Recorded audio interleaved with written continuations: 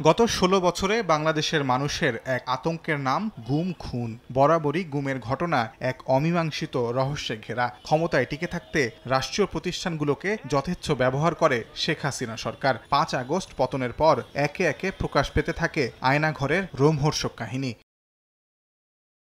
গত ১৬ বছরে RAB, police সহ আইন শৃঙ্খলা বাহিনীর হাতে কত গুমের ঘটনা ঘটেছে তা তদন্তে অবসরপ্রাপ্ত বিচারপতি মইনুল ইসলাম চৌধুরীর নেতৃত্বে কমিশন গঠন করে অন্তর্বর্তী সরকার। এবার জাতিসংঘের গুম এবং নির্যাতন বিষয়ক কনভেনশনে সই করেছে বাংলাদেশ। বৃহস্পতিবার উপদেষ্টা পরিষদের সাপ্তাহিক সভায় সই করেন অন্তর্বর্তী সরকারের প্রধান উপদেষ্টা ডক্টর মোহাম্মদ ইউনূস। সই করার সময় বিষয়টিকে এক ঐতিহাসিক মুহূর্ত বলে উল্লেখ করেন ডক্টর ইউনূস। সভা শেষে যমুনা থেকে বেরিয়ে অন্তর্বর্তীকালীন সরকারের উপদেষ্টা সৈয়দা রিজওয়ানা হাসান বলেন, কোন সরকার ক্ষমতাকে কুক্ষিগত করার লক্ষ্যে যেন গুমকে হাতিয়ার হিসেবে ব্যবহার করতে না পারে সেজন্য জাতিসংঘের সনদে স্বাক্ষর করা হয়েছে।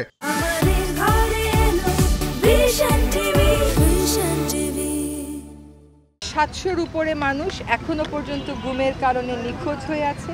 কেউ কখনো নিজের ক্ষমতা কুক্ষিগত করতে কোনো বাহিনীকে দিয়ে, কোনো পদ্ধতির মাধ্যমে কোনো নাগরিকদেরকে গুম করতে না পারে, তার জন্য এই কনভেনশনটা আমরা স্বাক্ষর করেছি এবং এইটার ব্যাপারে প্রয়োজনীয় আইনি সংস্কার আমরা গ্রহণ করব। বিশেষজ্ঞরা মনে করেন, মানবাধিকার লঙ্ঘনের এমন নৃশংসতার বিরুদ্ধে রাষ্ট্রের উদ্যোগ প্রশংসনীয়। গুম বিষয়ে আন্তর্জাতিক চাপ এড়াতে এই সনদে আগে স্বাক্ষর করেনি শেখ হাসিনা সরকার। সরকার যারা পরিচালনা করেন তাদের ক্ষমতাকে নিরঙ্কুশ রাখার জন্য, ক্ষমতাকে ধরে রাখার জন্য গুমকে হাতিয়ার হিসাবে ব্যবহার করেছেন। ১৫ বছর একটানা ক্ষমতায় থাকার পরও তারা কিন্তু এই সনদে স্বাক্ষর করেননি। কারণ এই সনদে স্বাক্ষর করার মধ্য দিয়ে আন্তর্জাতিকভাবে জবাবদিহিতার আলোকে আসতে হতো তাকে।